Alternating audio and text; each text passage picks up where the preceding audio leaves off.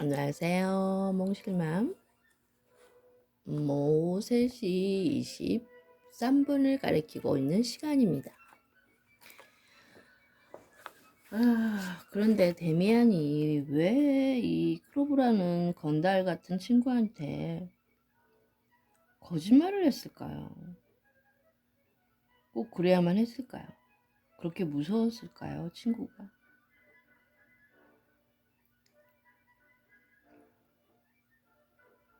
저희 어릴 적은 제가 그렇게 못된 친구는 아니었는데 저는 기억이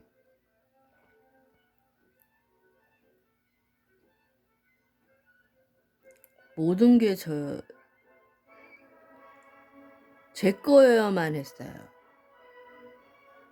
그런 기억이 있어요. 아빠도 그러고 엄마도 그러셨고 저는 아빠의 귀함을 독차지했대요. 그래서 모든 걸 다 내 거라고 생각했나 봐요. 어릴 때는. 그렇게 부자는 아니었는데 우리 가정도 보면 그냥 공무원의 아버지 공무원이셨고 어머니도 평범한 가정주부셨고 그런데 불행하게 살아본 적은 없지만은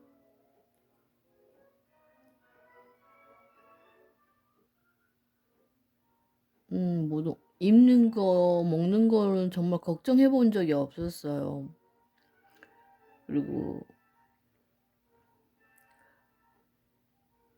아빠한테 뭐 하나 해달라고 해서 안 해주면 때를 쓰고 자꾸 그랬었던 아이라고 기억하는데 근데 친구들하고는 별로 사이가 안 좋은 게 아니라 친구는 그다지 제겐 중요하지가 않았어요. 그 당시까지만 해도. 그 당시엔 친구들하고 놀기 바빴지만 저는 이런 생각을 했었죠. 그 당시에는. 너희들은 나하고 레벨이 틀려. 난 선생님이야. 그런 식으로. 그래서 그 기억이 나는데 자꾸 동생들이 얘기해요. 언니는 골목대장이었다고. 근데 그때 무슨 이제 제가 무슨 숫자를 알았겠어요? 근데 그때 제가 그 벽에다 낙서도 하고 막 그랬나 봐요. 선생님 하면서 손에 저 회초리 같은 거 들고 진짜 선생님 같이 했대요. 그래서 사람들이 쟤는 커서 선생님이 될 거라고 그랬는데 결국은 선생님이 안 되고 이렇게 살고 있네요. 재밌잖아요.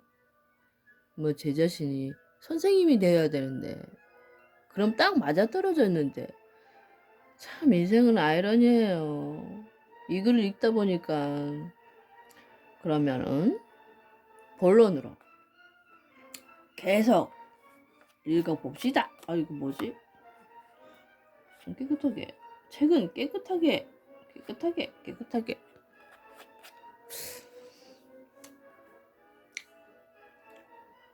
너희 집에 많잖아. 그 다음은 내가 알아서 할 일이야. 그럼 내일 학교 끝나고 보자. 돈을 안 가져오면 알지. 그 애는 무서운 눈빛으로 나를 쏘아보고 침을 한 번 더 뱉고는 그림자처럼 사라졌다. 나는 계단을 올라갈 수가 없었다. 내 삶이 산산조각이 나버렸다. 이대로 도망쳐 다시는 돌아오지 않거나 물에 빠져 죽어버릴까 생각했다. 하지만 그것들을 실행할 확신이 서지 않았다. 어둠 속 현관 맨 아래 계단에 웅크리고 앉아 불행히 내 몸을 맡기고 있을 뿐이었다. 장작을 가지러 광주를 들고 내려오던 리나가 우는 나를 보았다. 나는 리나에게 아무 말도 하지 말아달라고 부탁하고 2층 방으로 갔다. 유리문 옆 옷걸이에 아버지의 모자와 어머니 양산이 걸려 있었다. 부모님의 물건들을 보니 우리 집이 분위기의 애정이 나에게 밀려들었다. 내 마음은 세상 모든 곳에서 버림받은 방탕하가 그립던 고향이 제 방에 돌아와 그 향기를 맡을 때처럼 애틋함과 감사함으로 가득 찼다. 그러나 그 모든 것은 이제 내 것이 아니었다. 그것들은 아버지와 어머니의 밝은 세계가 있고 나는 죄를 한껏 짊어진 채 낯선 홍수에 휩쓸려 가라앉고 있었다. 뭔가 제약에 얽혀든 나를 기다리는 것은 적의 협박과 위협, 공포와 치욕뿐이었다. 모자와 양산, 오래된 고급 사함이 깔린 마룻바닥, 마루 장식장 위에 걸린 커다란 그림, 안방에서 들려오는 누나의 목소리. 그 모든 것이 그 어느 때보다 더 사랑스럽고 소중했다. 그러나 더 이상 내 것이 아니었다. 내게 위로가 아니라 오로지 질책일 뿐이었다. 나는 그 밝고 고요한 세계에 끼어들 수가 없었다. 나는 내 구두에 더러움을 묻혀왔다. 발깔게 문질러도 지워지지 않는 더러운 발. 나는 우리 집이 세계에서 전혀 알 수 없는 그림자를 몰고 왔다. 지금까지 수많은 비밀과 불안을 가졌다 해도 오늘 내가 가져온 것에 비하면 모두 장난이나 웃음거리에 지나지 않았다. 운명이 뒤쫓아와 내게 손을 뻗쳤다. 운명이 소나기에서 어머니도 나를 구할 수 없고 어머니가 내가 처한 상황을 알아서도 안 되었다. 내 죄가 도둑질이든 거짓말이든 나는 신의 이름을 걸어 거짓 맹세를 하지 않았던가. 마찬가지였다. 나의 죄는 내가 악마에게 손을 내밀었다는 그 사실 자체였다. 그 애를 왜 따라갔을까?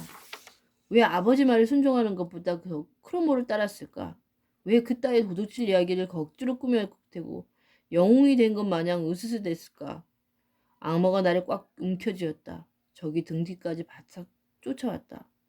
한순간 나는 내일 어떻게 될까 하는 걱정보다 내 앞길이 점점 내리막이다가 끝내 암흑으로 빠질 거라는 끔찍한 확신에 몸이 떨렸다.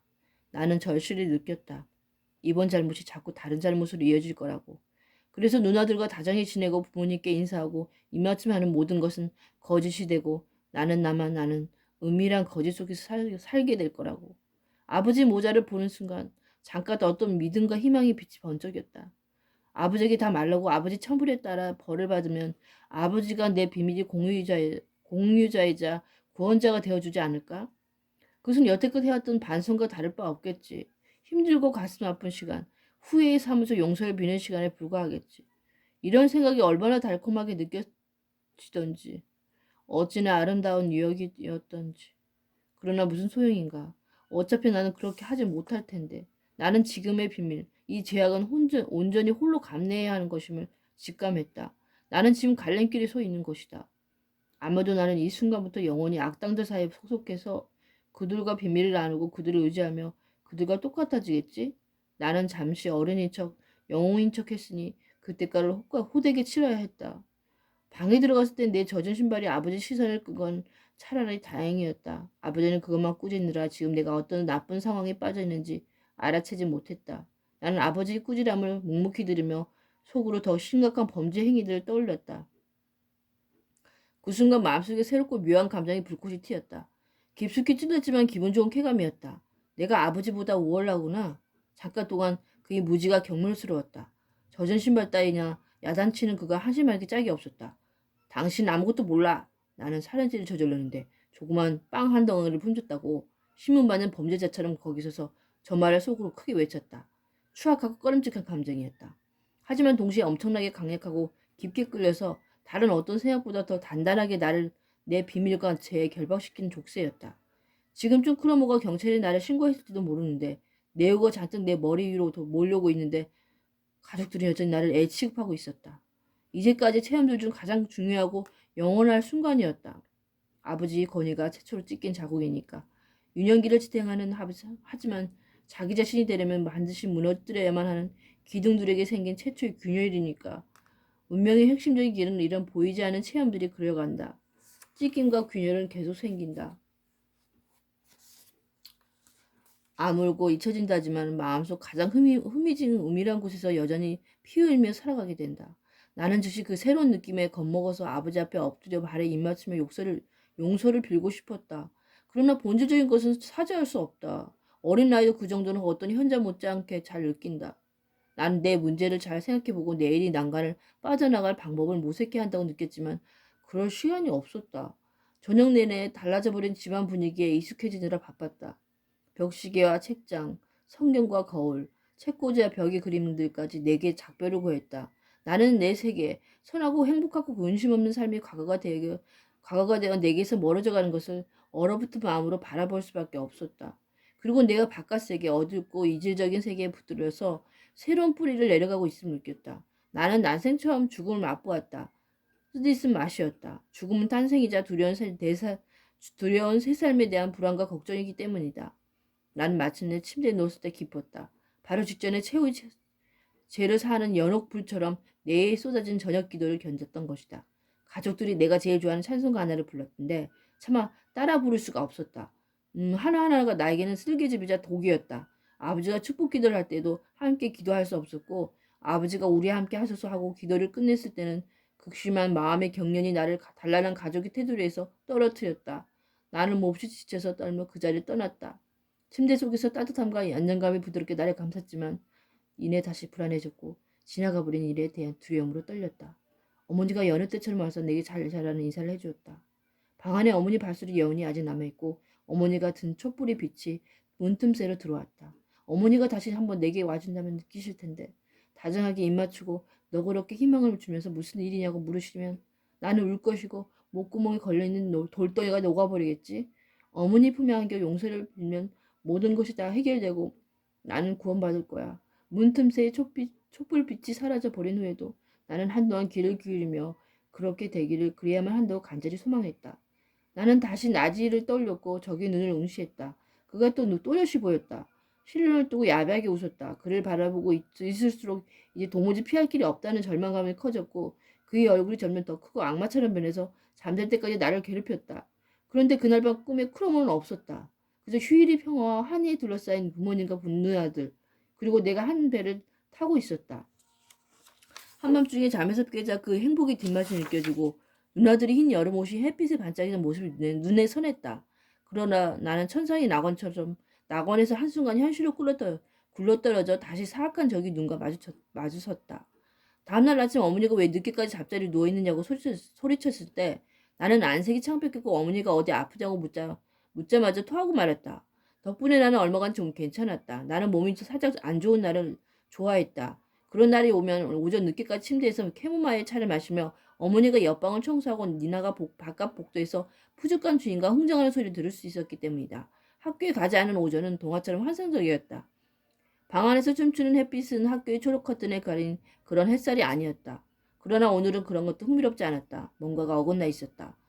차라리 죽어버렸으면. 그러나 난 평소처럼 몸이 조금 안 좋을 뿐이었다. 이 정도로 소용없었다. 학교를 빠질 좋은 핑계거리는 되지만 11시에 시장에서 나를 기다리고 있을 프란츠 크로모는 아직 막아주지 못했다. 어머니 친절한 간호도 오히려 귀찮았다. 다시 잠든 척하고 궁리해봐도 뾰족한 수가 없었다. 11시에 시장에 가 있는 수밖에. 그래서 나는 10시쯤 조용히 자리에서 일어나서 몸이 좋아진 것 같다고 말했다. 어머니는 그전 예전처럼 더 자리에 누워있든지 학교에 가든지 하라고 했다. 나는 기꺼이 학교에 가겠다고 했다. 계획을 하나 세웠던 것이다. 돈 한 푼 없이 크로모에게 갈 수는 없다. 내 작은 저금통을 손에 넣어야 한다. 물론 그 돈으로 충분치 않다. 크로모를 달래기에는 어림도 없다. 하지만 빈털터리로 가는 것보단 나으리라. 나는 본능적으로 그렇게 느꼈다. 양말바람으로 살그머니 어머니 방에 들어가 책상에서 내 저금통을 꺼내며 기분이 아주 나빴다. 어제 크로모와의 일에 비하면 훨씬 덜 내는데 심장이 하도 거치게 뛰어서 숨이 막힐 뻔했다. 아래층이 내려와서 잠긴 저금통을 볼 때까지도 두근거림이 멈추지 않았다. 저금통을 뚫는 일이 아주 쉬웠다. 얇은 양철 막대 하나를 두 동강으로 부수기만 하면 되니까. 그런데 저금통을 부술 때 내 마음도 찢어졌다. 내가 도둑질을 한 것이다. 그때까지 내가 했던 나쁜 짓이라고는 사탕이나 과일 같은 간식을 몰래 꺼내 먹을 정도였는데 이번에는 진짜로 도둑질을 했지 않은가. 비록 내 저금통이긴 해도 말이다. 내가 크로모와 그의 세계에 한 발 더 들어섰음을 절감했다. 아무리 저항해도 계속 타락의 구렁텅이로 굴러떨어지겠구나. 한편으로는 강경한 마음도 들었다. 악마가 날 데려갈 테면 데려가라지. 이제 돌이킬 수 없으니까. 조마조마한 마음으로 돈을 세웠다. 동전이 저금통 안에 가득했었는데 막상 손 안에 쥐고 보니 초라할 정도로 적었다. 65페니였다. 나는 아래층 마름 밑에 저금통을 감추고 돈을 꼭 쥔 채 집을 나섰다. 지금까지 현관을 지나던 때와는 다른 기분이었다. 누군가 2층에서 나를 부를 것만 같아서 얼른 도망쳐 나왔다. 아직 10분쯤 여유가 있었다. 나는 일부러 지름길을 피해서 멀리 둘러서 가는 길로 들어섰다. 잔뜩 흐린 하늘이 마을이 영 낯설어 보였다. 집들과 사람들이 다 나를 아는 의심의 눈초리로 바라보는 것 같았다. 그러다가 문득 언젠가 학교 친구 하나가 가축 시장에서 1달러를 주었던 것이 떠올랐다.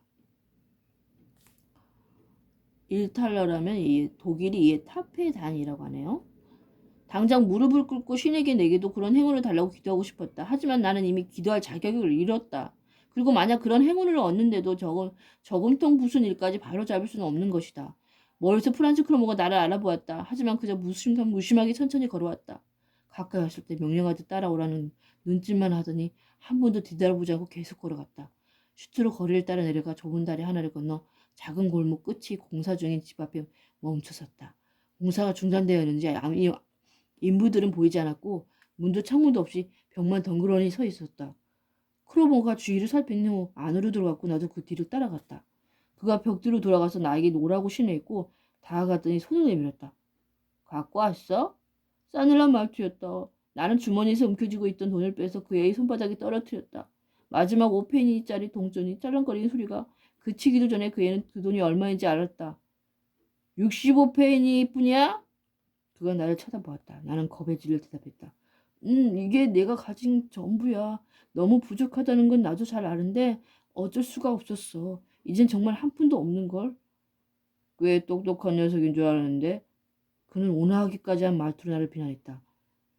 명예를 아는 남자라면 규칙을 지켜야지. 내가 결코 내가 부당한 걸 요구하는 게 아니잖아. 안 그래?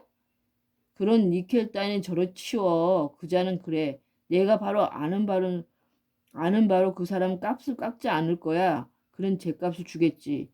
하지만 난 이것뿐이야. 더는 없어. 이게 내가 조금만 전부야.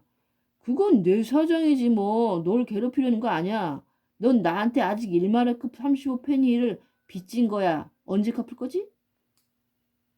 그럼 뭐 그래 꼭 줄게. 내일이나 모레. 아니면 어쩌면 곧 더 많이 생길지도 몰라. 내가 이걸 아버지한테 말할 수 없다는 건 너도 잘 알잖아. 그건 나와는 상관없지. 널 괴롭힐 생각은 없다니까. 너도 알겠지. 내가 마음만 먹었으면 오늘 오전 중에 내 돈을 받았을 거라는 거. 난 가난하잖아? 넌 나보다 훨씬 비싼 옷을 입고 훨씬 맛있는 점심 먹겠지. 그렇지만 나 아무 말 안 할게. 조금만 더 기다려주지. 모레까지 휘파람 불면 정확히 가져와. 내 휘파람 소리 알지? 그 애는 내 앞에서 휘파람을 불었다. 들어본 소리였다. 나는 대답했다. 알고 있어. 그는 마치 날 모르는 사람인 것처럼 휙 가버렸다. 우리들 사이에 거래가 있었을 뿐이다. 아무 일도 없었다. 크로모의 휘파람 소리가 지금 갑자기 들린다면 아마 나는 얼어붙을 것이다. 사실 지금까지도 그 휘파람 소리가 들린다. 항상 들리는 것 같다. 어디에 있든 무슨 생각을 하든 일이든 놀던 그 휘파람 소리가 나를 뚫고 들어와 따라다니며 구속했다. 끝내는 그것이 나의 운명이 되어버렸다. 온화하고 풍요로운 가을 오후에 나는 특별히 아끼던 화단에 나와 서 있곤 했다. 그때 갑자기 어린 시절에 즐겨 했던 놀이를 다시 해보고 싶은 충동이 일었다. 말하자면 어리고 여전히 착하고 자유롭고 죄 없이 보호받던 소년의 역할을 말이다. 그러나 그럴 때마다 예상하고 있었어도 매번 소스라치게 놀라게 되는 크로모의 휘파람 소리가 어디선가 들려 내 마음의 줄을 딱 끊고 어린 시절 추억과 상상들을 산산조각 냈다. 또다시 협박자의 뒤를 따라가야 했다. 정원을 나와서 사악하고 추악한 곳으로 가서 그에게 계속 변명하고 돈을 재촉당해야 했다. 그런 모든 일이 몇 주쯤 계속되었는데 내게는 수년 아닌 영원처럼 느껴졌다. 내게 돈이 생길 리 없으니 리나가 부엌 식탁에 놓아둔 장바구니에서 5페니, 10페니씩 훔쳤다. 크로모는 법원 내게 욕을 하고 경멸을 퍼부었다. 내가 자신을 속이고 자신이 정당한 몫을 가져오지 않는다는 것이다. 나더러 자신의 몫을 훔치고 자신을 불행하게 만드는 원흉이라고 했다. 살면서 이때처럼 고통스러운 적도 더 큰 절망과 더 큰 굴욕을 겪어본 적도 없었다. 저금통은 나 장난감 돈으로 채워져 제자리에 가져다 두었다. 아무도 그 저금통에 관심을 갖진 않았지만 나 혼자 언제 들킬지 몰라 늘 전전긍긍했다. 어머니가 조용히 다가오면 혹시나 저금통에 대해 물어볼까봐 크로모의 휘파람 소리가 들릴 때보다 더욱 두려움을 떨었다. 대체로 내가 돈을 하나도 구하지 못한 상태로 악마에게 갔기 때문에 그는 다른 방법으로 나를 괴롭히고 이용하기 시작했다. 나는 그를 위해 일했다. 그 애는 자기 아버지의 심부름을 내게 대신시켰다. 10분 동안 애발뛰기를 하라거나 행인이 위도에 쪽지를 붙이고 오게 시켰다. 나는 꿈에서도 이런 고통을 당하는 악몽에 시달리며 식은땀을 흘렸다. 결국 난 아팠다. 자주 토하고 오한이 났으며 밤에는 식은땀이 흐르고 열이 올랐다. 어머니는 뭔가 잘못되었음을 알아차리고 나를 더 정성껏 돌봤는데 그것이 나를 더 괴롭게 했다. 어머니 신뢰에 보답할 수 없었기 때문이다. 어느 날 저녁 내가 일찌감치 잠자리에 들었을 때 어머니가 초콜릿 하나를 가져왔다. 착하게 하루를 잘 보내면 저녁에 상으로 초콜릿을 받았던 어린 시절이 떠올랐다. 어머니가 지금 여기 서서 내게 초콜릿 한 조각을 내밀고 있었다.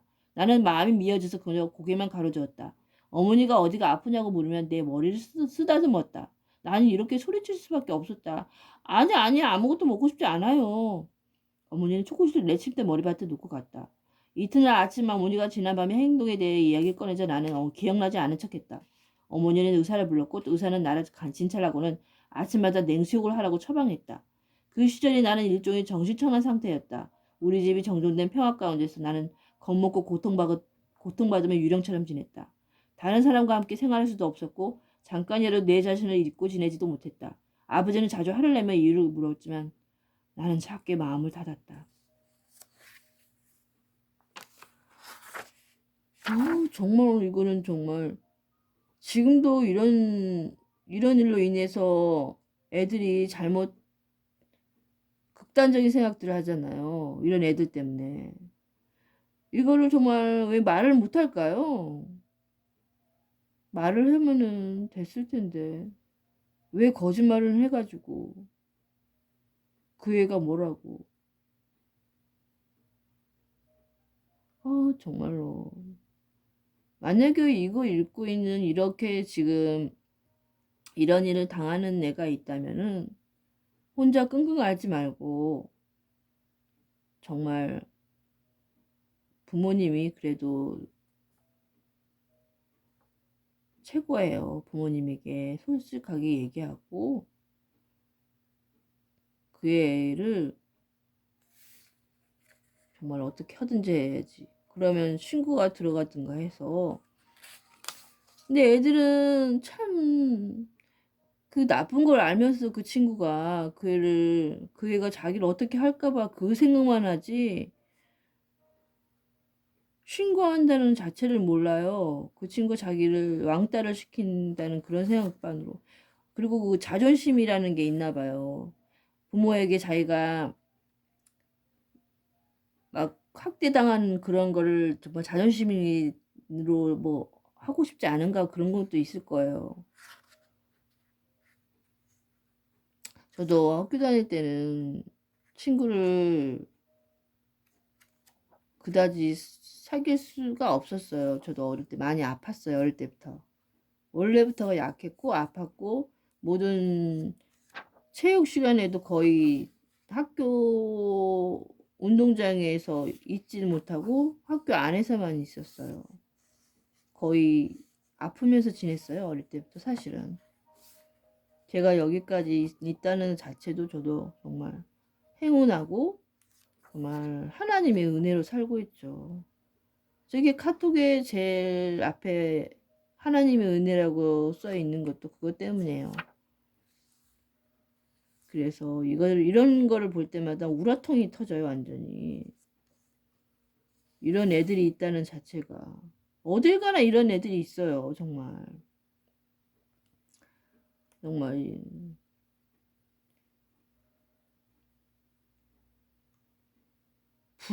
부자가 죄가 아니잖아요. 부자로 태어났고, 또 가난도 죄가 아니고. 가난하다고 부자에 좀 있는 애들에게 그렇게 협박으로 나오면은 이런 문제는 정말 초반부터 그냥 싹 없애버려야 돼요, 이건. 정말. 이런 지금 문제를 겪고 있는 학생들이 있다면 부모에게 우선 얘기하고 상의를 해서 그 집안에 또 그렇다니까요. 그 얘기를 하면은 그 부모는 또 자기네 자식이 뭘 잘못했다고 그러더라고요. 이상하게 자기네 자식은 어딜 가서 욕먹을 짓을 안 한다고만 생각하는 거예요. 부모들은 진짜 어떤 데 자기 자식에 대해서 잘 아는 건지 한번 자기 자식을 한번 잘 관찰해 봤으면 좋겠어요. 관심이죠. 관심을 갖고 자기 자식이 어떻게 지내는가를 잘 봐야 돼요, 관찰을. 그래서 선생님과도 가서 우리 자식이 어떻게 잘 지내고 있나요? 학교 생활을 어떻게 하고 있나요?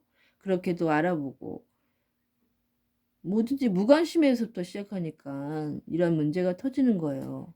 관심을 갖고 나중에는 둘이가 더 친해질 수도 있는 방법이 있잖아요. 그래서 내일은 카인이라는 걸 읽어드릴게요. 이거는 데미안은 조금 여러분들이 어렵게도 보이겠지만 들으면 들을수록 더 재미있어요.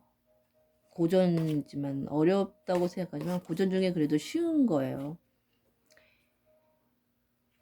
그리고 카인과 아벨이라는 그런 것도 생소하겠지만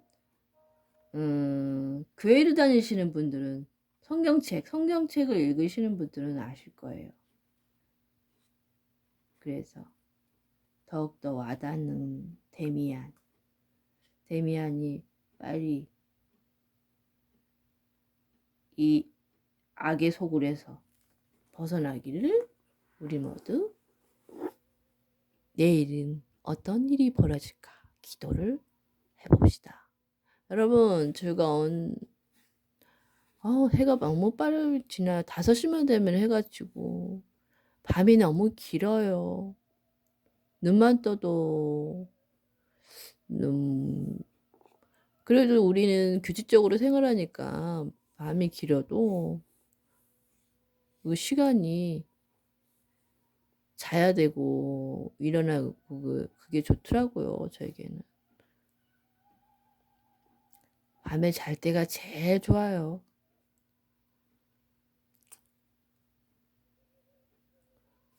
그러면 내일로 읽기로 하고 여러분 오늘도 수고 많으셨고요. 퇴근하는 시간이 한 시간이 남았나요? 그 시간 동안 마무리 잘 하시고 정말 왕따 당하는 일 없이 회사에서도 정말 자기 일은 열심히 하시고요. 자기 주관을 잘 다스리셔서 정말 행복한 삶을 사셨으면 해요. 맛있는 거 많이 드시고요. 먹는 게 남는 거예요.